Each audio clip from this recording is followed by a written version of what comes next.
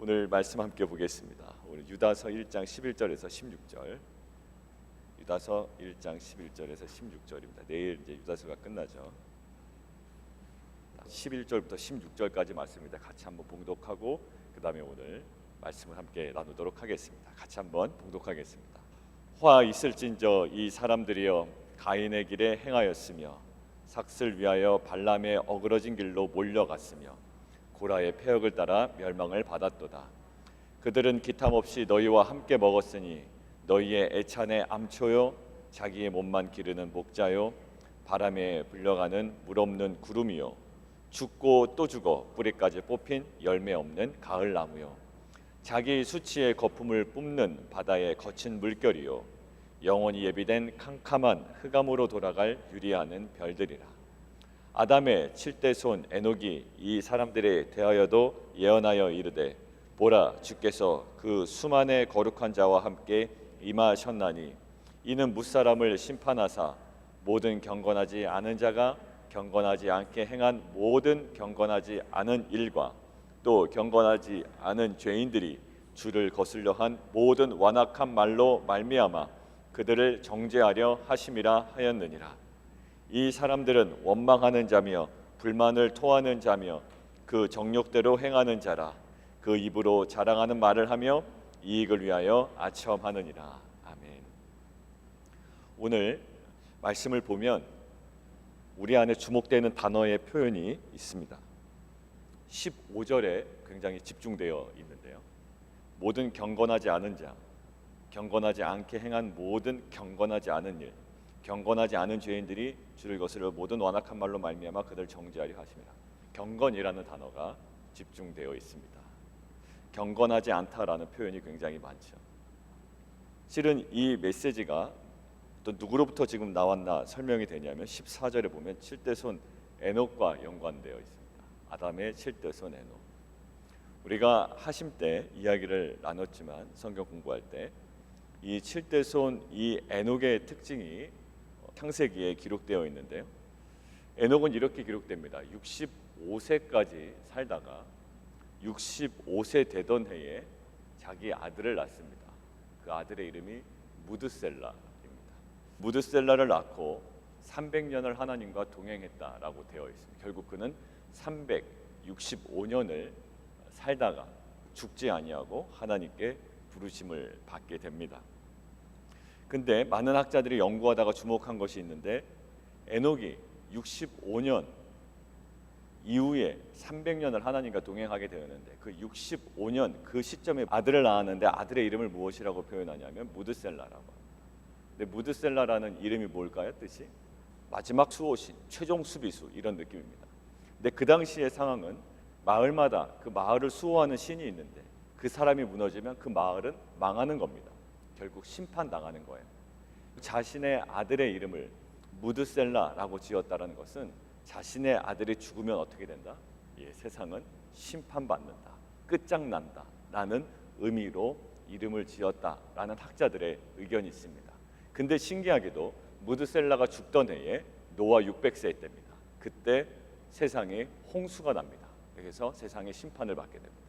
그러니까 많은 학자들이 이것이 우연의 일치인가 라고 연구를 하다가 실제로 그 이름 분석을 하다 보니까 무드셀라라는 이름 자체가 마을의 수호신, 그리고 그 사람들이 그 당시에 생각했던 것들은 그 마지막 수비수, 최종 수비수가 무너지면 그 마을은 망하는 것이다 라는 생각이 그들 안에 있었다라는 거예요. 그러니까 에녹이 자신의 아들의 이름을 지을 때 무드셀라라고 지었을 때 에녹의 생각은 무엇이었냐면 결국 내 아들이 죽으면 이 세상은 심판당한다, 망한다라는 거였습니다. 그러고 나서 성경을 다시 보니까 65세까지는 아무런 표시가 되어 있지 않다가 65세 이후의 300년을 여호와 하나님과 동행했다라고 굳이 구체적으로 묘사가 되어 있다란 말입니다. 그러니까 마지막 300년을 이 에녹은 종말론적인 관점을 가지고 세상을 살아갔다라고 학자들이 이야기를 하고 있습니다. 그러고 나서 보니까 에녹이 이 300년 동안을 종말론적인 관점을 가지고 살았던 자, 그 살았던 자가 강조했던 부분이 무엇인가? 오늘 본문의 이겁니다. 경건입니다. 경건. 우리는 이제 세상이 심판당한다, 세상이 멸망한다, 이제 종말이다 라고 이야기한다면 보통 사람들이 왜곡된 종말론적을 가진 사람들은 오히려 방종합니다. 그죠? 이제 얼마 안 남았으니 즐기자라고 이야기를 합니다. 얼마 안 남았으니 세상 다 포기하자, 또 극단으로 갑니다. 완전히 포기하든가 아니면 완전 방종으로 갑니다. 그런데 그 중심을 잡고 있는 에녹의 관점이 있었습니다. 마지막 종말론을 대하는 인간의 자세, 방종도 아니요, 그렇다고 삶의 포기도 아닌 우리가 걸어가야 이 종말을 살아가는 우리에게도 유익이 되는 하나님의 말씀입니다. 무엇일까요? 예, 경건입니다. 오늘 그래서 15절은 경건에 대한 메시지를 가지고 이끌어가고 있습니다. 그의 외침은 경건이었어요. 그가 외쳤던 것은 경건이지만 경건하지 않음의 핵심이 무엇일까라고 묵상하는데 정욕대로라는 표현이 눈에 들어왔습니다. 그러고 보니까 앞에 나왔던 그 세 명의 사람들이 그 정욕대로 경건하지 않게 살았던 자의 모습이 보였습니다. 첫 번째 사람은 가인이었습니다. 가인은 자신의 동생 아벨을 죽입니다. 본문 옆에 있는 설명에 보면 가인의 길, 이것은 하나님이 원하시는 방법이 아니라 자신의 뜻대로 제사를 드린 가인의 행위라고 나와 있죠. 그 관점이 하나 있고요. 뒤에 넘겨보시면 시기심으로 동생 아벨을 죽였던 가인입니다. 살인에 초점을 두고 있죠. 이 질투라는 겁니다. 뭘까요? 정욕대로. 여러분들이 정욕이 강하면요, 질투가 굉장합니다.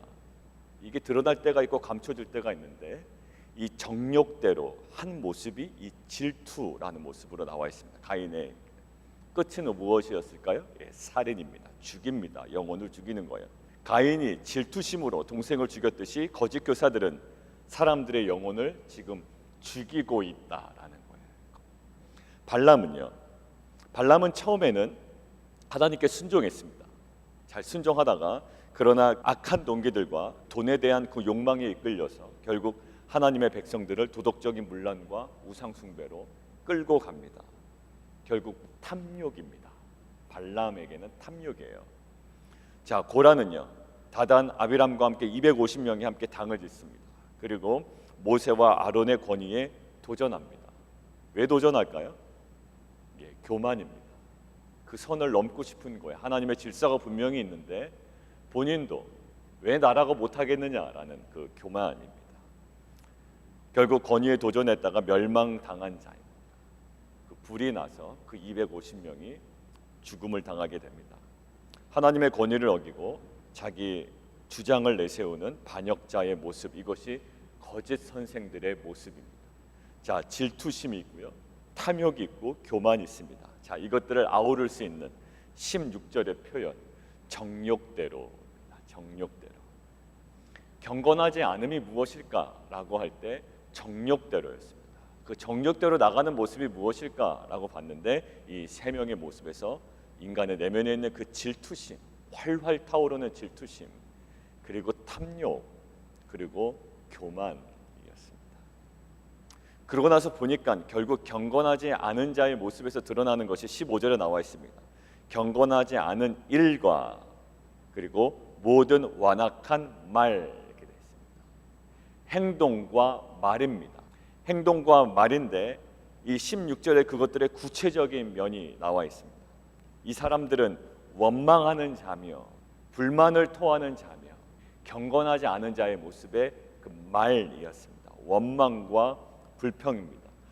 원망은 성경에 언제 많이 표현됩니까? 이스라엘 백성이 출애굽한 이후에 광야에서 내뱉었던 말이 원망입니다. 그 원망의 핵심이 무엇일까요? 하나님의 계획에 대한 불만족입니다.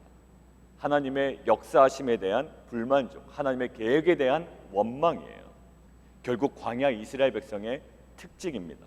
이것도 결국 정욕대로입니다. 왜요? 본인의 뜻과 본인의 의도와는 다른 하나님의 계획이 있습니다. 그것이 원망스러운 겁니다. 왜 만나만 먹습니까? 라는 원망입니다. 왜요? 정욕대로. 그 다음에 불만을 토합니다. 다른 사람 결점은 막 비난합니다. 근데 자신의 약점은 보지 못하고 불평합니다. 그리고 입으로는요, 자랑하는 말을 합니다. 이 사람이 나에게 이익이 안 된다 싶으면 자신의 것들을 마음껏 자랑합니다. 그러나 이 사람이 나에게 이익이 된다 싶으면 그 사람 앞에 아첨합니다. 결국 뭘까요? 말입니다. 원망하는 말, 불만하는 말, 자랑하는 말, 이익을 위하여 아첨하는 말, 이것이 뭐야? 경건치 않은 말들이라고 합니다. 동기는 뭐라고요? 정욕대로. 우리의 정욕이 결국 경건하지 않은 말과 경건하지 않은 일, 세 명의 모습에서 나온 것처럼 질투심, 탐욕, 교만으로 하여 결과가 나옵니다. 자, 결과는 12절부터 나오는데요. 그들은 기탐 없이 너희와 함께 먹으니, 거침없이, 두려움 없이, 겁도 없이 그렇게 먹으니 너희의 애찬에 암초랍니다. 암초는 뭘까요? 숨겨진 바위 아닙니까? 항해를 하다가 이 숨겨진 바위면 이 배가 전복될 위험이 있습니다. 아주 위험한 존재, 자기의 배만 부르는 목자, 자신의 이익만 따르는 목자, 그리고 바람에 불려가는 물 없는 구름. 결국 농부는요, 이 구름을 기대하는 건 다른 것이 아닙니다. 그 구름 안에 있는 비를 기대하는 것인데, 물 없는 구름이요, 실속이 없고요, 결국 결실 없는 존재라고 합니다. 결실 없는 존재의 또 다른 특징, 죽고 또 죽어 뿌리까지 뽑힌 열매 없는 가을 나무. 열매가 없고 뿌리가 뽑혔기 때문에 앞으로도 열매가 있을 가능성은 전무합니다. 그리고 자기 수치의 거품을 뿜는 바다의 거친 물결이랍니다. 바다의 그 거친 물결, 굉장히 화려해 보이고 요란하지만 결국 그 바닷가에 밀려 나오는 것은 뭐냐면 파편과 오물들로 가득 차 있습니다. 요란해요. 그런데 지저분합니다. 영원히 예비된 캄캄한 흑암으로 돌아갈 유리하는 별들이라. 궤도를 벗어난 별똥별이거든요. 별똥별은요, 굉장히 반짝거립니다. 화려합니다. 그러나 이 화려함은 있지만 그것은 이미 궤도에서 벗어났기 때문에 항해를 하는 그 선장이 그 별똥별을 의지하여 가다가는 결국 위험한 상황을 직면하게 됩니다. 아무런 도움이 되지 않는 존재. 이 모든 것들의 모습이 무엇일까요? 경건하지 않은, 그리고 그의 모든 그 심중에 있는 그 근본은 정욕대로입니다. 오늘은 그 아담의 칠대손 에녹이 자신의 아들 무드셀라를 이름을 짓고 이제 하나님의 심판이 얼마 남지 않았음을 알고 마지막 때를 살아가는 자의 모습을 보여줍니다. 그것은 어떠한 삶의 포기도 아니요, 아니면 방종도 아닌, 오늘의 모습처럼 방종도 아닌 결국 경건이었습니다. 그 경건을 위해서는 우리의 마음에 있는 그 중심에 있는 그 정욕대로 행하지 않음, 정욕대로 말하지 않음이었습니다. 실은 우리가 발끈할 때 있습니다. 우리의 어떠한 것이 침범당할 때, 또 나의 모든 것들이 무시당할 때, 또 나에 있는 어떠한 질투심으로 결국 그것이 정욕대로 일어나는 말과 판단과 행동이 있습니다. 오늘 하루 살아갈 때에 하나님은 어제처럼 은혜를 경험하고 은혜를 안다라고 하는 자가 그 거룩의 경계를 넘어서고 또 권위의 경계를 넘어섰던 그 실체를 우리에게 보여주셨는데, 하나님 우리 안에 마지막 때를 살아가는 자의 모습에 정말로 우리가 중심을 잡아야 될 것은 경건입니다. 하나님, 이 경건은 우리의 정욕을 다스리는 삶인 줄 믿습니다. 주님, 우리의 정욕을 다스리고 그 말을 다스리며 우리의 하나님 행동을 다스려 나가는 귀한 공동체 되게 하여 주옵소서. 우리 함께 기도하며 나가도록 하겠습니다. 하나님, 오늘 거짓 교사들의 모습은 경건치 않은 모습임을, 그리고 경건치 않은 행동과 경건치 않은 말이 그들 가운데 있음을 주님께서 말씀하십니다. 그 모든 것들의 핵심은 정욕대로 행하며 정욕대로 말하는 겁니다. 하나님, 언제는 질투심으로 가득 차서 그의 하나님 활활 타오르는 그 마음을 다스리지 못할 때도 있다가, 어느 때는 탐욕에 이끌려 자신의 이익에 이끌려 결정할 때도 있고, 하나님 정말 그 권위에 도전하며 하나님 말씀의 권위에 도전하며 교만하는 모습도 있습니다. 그러다가 한때는 또 원망하고 한때는 불만하며, 또 하나님 정말 자랑하는 말을 하다가도 또 어떤 그 강력한 존재가 나타나면 그것을 위하여 또 아첨하는, 이 모든 것들이 경건하지 않은 모습이라고 말씀하십니다. 하나님, 우리 안에 있는 이 정욕을 다스릴 수 있는 능력을 허락하여 주시고, 이 모든 것들이 오직 진리로 우리가 향하여 갈 때, 또 진리의 말씀이 우리의 내면에 충만할 때 이 모든 것들이 이길 힘이 우리 가운데 회복될 줄 믿습니다. 하나님, 오늘도 우리도 모르게 정욕들을 이끌려 내뱉는 말 하나님 절제하게 하시고, 정력대로 이끌려 행동하는 행동들 저희가 잘 분별하게 하여 주셨어. 오직 진리 안에 행하며 진리 안에 꿈꾸고 또 진리 안에 묵상하고 고백하는 귀한 하루 될 수 있도록 주님 인도하여 주시옵소서. 감사드리며 예수 그리스도의 이름으로 기도드리옵나이다.